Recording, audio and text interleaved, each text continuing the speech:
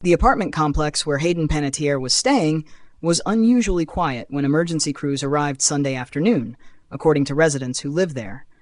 Some neighbors said they had no idea anything had happened until police, EMS, and the coroner were already on the property. Panettiere died at age 36 at the Judson Mill Lofts in Greenville, South Carolina.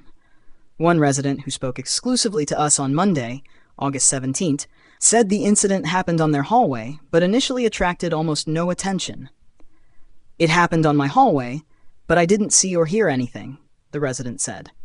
"No one I spoke to saw or heard anything until a rush of EMS and police came." According to the resident, authorities remained remarkably quiet while working inside the building. They were very quiet whatever they were doing. The resident said the apartments are relatively soundproof and that Panettiere appeared to have been staying in an Airbnb.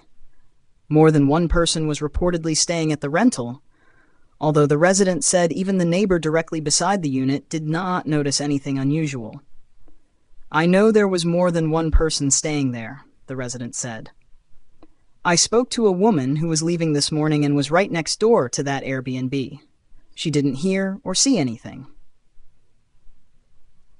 Panettiere's presence at the complex may have been connected to a nearby music event. A neighbor told the resident that one of Panettiere's friends was performing at the Foundry on Friday, August 14th. The venue is attached to the apartment building and was reportedly one reason Panettiere was staying there. Former Nashville co-star Charles Esten was also scheduled to perform at the Foundry as part of his Carolina tour, with shows booked for Friday and Saturday, August 15th. The connection between those events and Panettiere's stay has not been further detailed. One of the most striking details came from the moments after authorities arrived.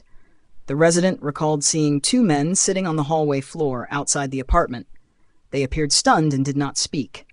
Their heads were down and hats on.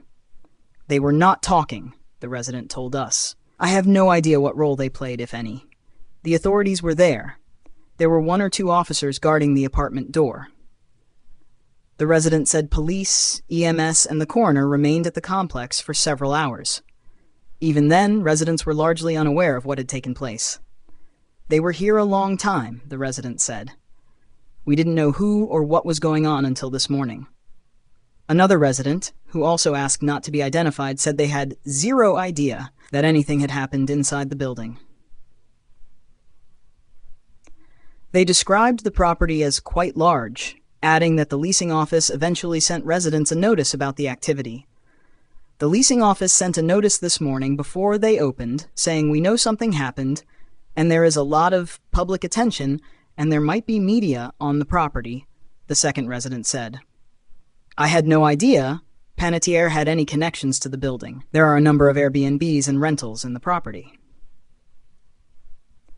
News of Panettiere's death emerged Sunday, August 16th. Her cause of death has not been publicly disclosed. South Carolina authorities later confirmed that officers and emergency personnel had responded to a report involving an unresponsive female, who was subsequently identified as Panettiere. According to TMZ, paramedics attempted to resuscitate her using advanced cardiac life support, including CPR, medication, breathing tubes, and heart rhythm monitoring. Those efforts were unsuccessful, and Panettiere was pronounced dead at the scene. Dispatch audio obtained by People also captured references to an overdose and cardiac arrest around the time of the emergency.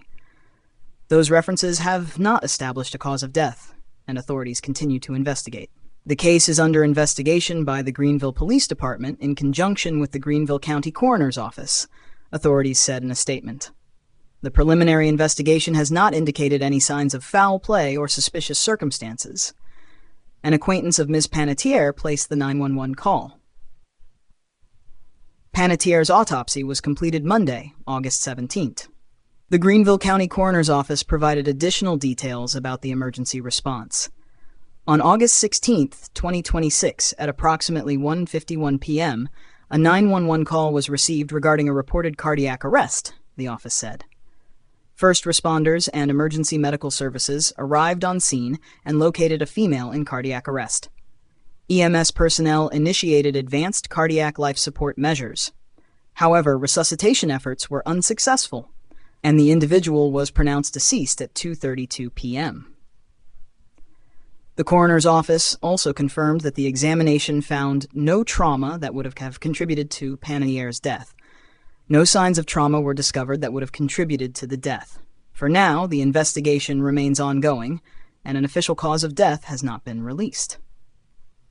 What is known is that Panettiere's final hours unfolded largely out of public view inside a busy apartment complex where, according to neighbors, almost no one realized anything was wrong until the emergency response was already underway.